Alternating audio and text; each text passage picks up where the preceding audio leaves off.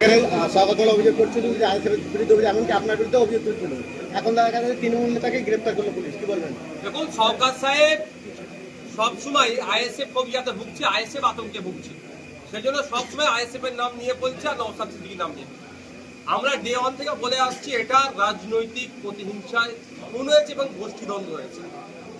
আজকে অফিসিয়ালি যেটা আমরা বলতে পারছি সেটা হচ্ছে কি, তৃণমূলের চালতাবেড়িয়া অঞ্চলের নেতাকে খুন করলো, আবার সেই চালতাবেড়িয়া অঞ্চলের অন্য এক নেতাকে গ্রেফতার করলো। যাকে গ্রেফতার করেছে সে শওকত মোল্লা ঘনিষ্ঠ, আর যে খুন হয়েছে সেও শওকত মোল্লা ঘনিষ্ঠ। এর রহস্য অনেক গভীরে আছে।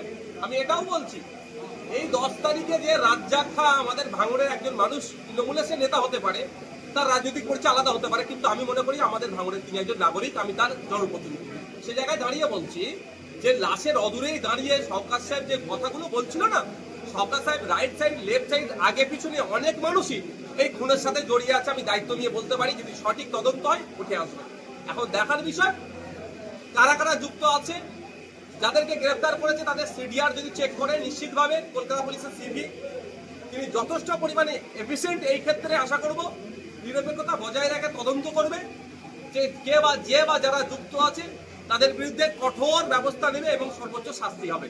আমি একজন ভাঙড়ের জনপ্রতিনিধি হিসাবে আমি বলতে চাই যে প্রয়োজনে তার পরিবার যদি আমার আইনি কোনো সহযোগিতা দিতে চাই, আমি সম্পূর্ণরূপে দিতে প্রস্তুত আছি। আমার কাছে ও আমার বিরোধী দলের নেতা নয়, আমি ওর কাছে ও হচ্ছে রাজ্জাক খা হচ্ছে ভাঙড়ের একজন ভোটার, এটা আমার বড় পরিচয়। যেদিনকে দেখা যায় মৃত্যু হয় সেদিনকে শওকত মোল্লার পিছনে দাঁড়িয়েও ছিলেন মোফাজ্জেল মোল্লা। সেটাই তো বলছি, শুধু মোফাজ্জেল মোল্লা নয়, আরো যে কেউ আছে। আমি এটা বলছি, সঠিক তদন্ত হলে রাইট লেফট ব্যাক ফ্রন্ট যারা দাঁড়িয়ে আছে অনেকে জড়িয়ে আছে এই খুনের সাথে, সঠিক তদন্ত হলে বেরিয়ে আসবে। কারণ শওকত মোল্লা নির্লজ্জের মতো আইএসএফ কে দেখে দিচ্ছে। এখন কি বলবে? মুফাজ্জেল মোল্লাকে যতক্ষণ না পর্যন্ত অ্যারেস্ট করেছে, যতক্ষণ ডিটেন করেছে, অনেক গল্প শুনিয়েছিল। এখন কি শওকত মোল্লা সাহেব বলে সেটা দেখার বিষয়। আমরা চাই ভাঙড়ে সেন্ট্রাল ফোর্স, স্টেট ফোর্স দিয়ে, যৌথ বাহিনী দিয়ে চিরুনি তল্লাশি হোক, ভাঙড়ে যত অবৈধ অস্ত্রশস্ত্র আছে সব উদ্ধার করা হোক, ভাঙড়ের অলিতে গলিতে সিসিটিভি ক্যামেরা লাগানো হোক, লাইট লাগিয়ে দেওয়া হোক, ভাঙড়ের মানুষ শান্তিতে থাকুক। ভাঙড়ের সাধারণ মানুষকে আমরা শান্তিতে রাখতে চাই। হিংসা, মারামারি, খুনোখুনি এটা থেকে ভাঙড় পরিত্রাণ পাক। এর জন্য আমি অ্যাপিল করছি আমার রাজ্য সরকারের কাছে, অবিলম্বে সেন্ট্রাল ফোর্সের প্রয়োজনে সহযোগিতা নিয়ে, স্টেট ফোর্স, সেন্ট্রাল ফোর্স নিয়ে অভিযান চিরুনি তল্লাশি হোক। আপনিও দাবি করছেন না অস্ত্র আছে, শওকত মোল্লাও দাবি করছেন এখনো ভাঙড় প্রচুর অস্ত্র আছে, তাহলে কাদের কাছে আছে বলে মনে করছেন বা কারা রাখছে? দেখুন, শওকত মোল্লা সাহেবরা পঞ্চায়েত নির্বাচনে গ্রিন করিডোর করে যে অস্ত্রগুলো নিয়ে এসেছে, আমাদের কর্মীদের খুন করেছে, আমাদেরকে আঘাত করেছে, আমাদের কর্মীদের এই মোফাজ্জেল মোল্লা আমার গুলি ছুড়াতে আমাদের কর্মীর পকেটে বাদ দিতে হয়েছে, একাধিক কর্মী গুলিবিদ্ধ হয়েছে। ইনি একজন কিলার, 2009 সালে খুন করেছে। তো এই ধরনের মানুষের হাতে তো শওকত মোল্লা এসে অস্ত্র তুলে দিয়েছে। শওকত মোল্লা এখন বাঁচার জন্য নতুন করে নাটক করছে।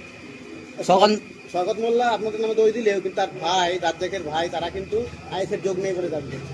বাস্তবিক তো আমিও খোঁজ নিয়েছি। দেখুন, আমি একজন সর্বোপরি জনপ্রতিনিধি, একটা দলের চেয়ারম্যান নেতার থেকে বড় কথা আমি ভাঙড়ের জনপ্রতিনিধি। আমাকে খোঁজ নিতে হয়েছে যে এর সাথে কারা কারা যুক্ত আছে। আমরা খোঁজ নিয়ে দেখলাম রাজ্জাক খার সাথে বা ওই বুদ্ধের তৃণমূলের সাথে আইএসএফ এর সৌজন্যতার রাজনীতি, কোনো অশান্তি নেই। স্বাভাবিকভাবে এখানে ক্লিয়ার হবেই, তো তার পরিবার বলবে, কারণ তার পরিবারের সাথেও আমাদের আইএসএফ এর জিজ্ঞাসা করুন, কোনো দুর্ব্যবহার নেই বা তারা কোনো দুর্ব্যবহার করে না। তারা তৃণমূল নেতা খুন, তৃণমূল নেতা গ্রেপ্তার, তৃণমূলের পক্ষ থেকে প্রতিবাদ মিছিল ডাকা হয়েছে। কার বিরুদ্ধে করবে প্রতিবাদ মিছিল? ক্যালকাটা পুলিশের বিরুদ্ধে, যে কেন মোফাজ্জেল খানকে মোল্লাকে অ্যারেস্ট করা হলো, জবাব দাও, এই বলে করবে নাকি?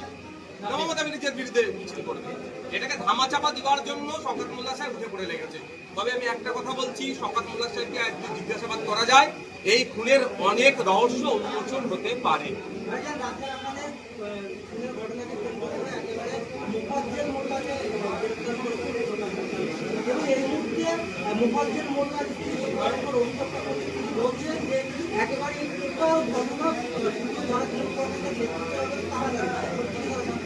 জানতে পারে, সিডিআর চেক করলে বোঝা যাবে।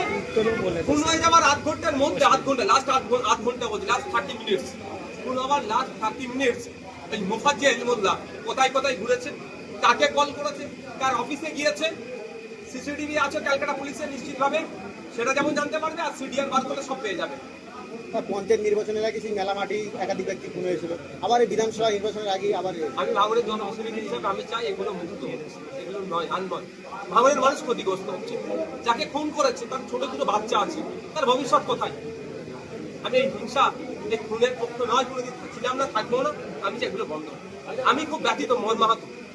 দুর্ভাগ্য আমার হাতে ল অ্যান্ড অর্ডার নয়, ওই জন্য এগুলোকে আটকাতে পারছি না। ল অ্যান্ড অর্ডার থাকলে ভাঙড় সারা রাজ্যের এই নোংরামিগুলো বন্ধ করে দিতাম। আপনি কি মনে করছেন এই খুনির রহস্য ফাঁস হবে নাকি দলের ইজ্জত রক্ষার স্বার্থে ধামাচাপা শুনে একটা কথা বলে, লুট পাওয়া গিয়েছে এই খুনের মুফাজ্জেল মোল্লা। যদি ধামা চাওয়ার চেষ্টা করা হয়, সিবিআই আছে। লুট যখন পাওয়া গেছে বাকিটা বেরিয়ে যাবে।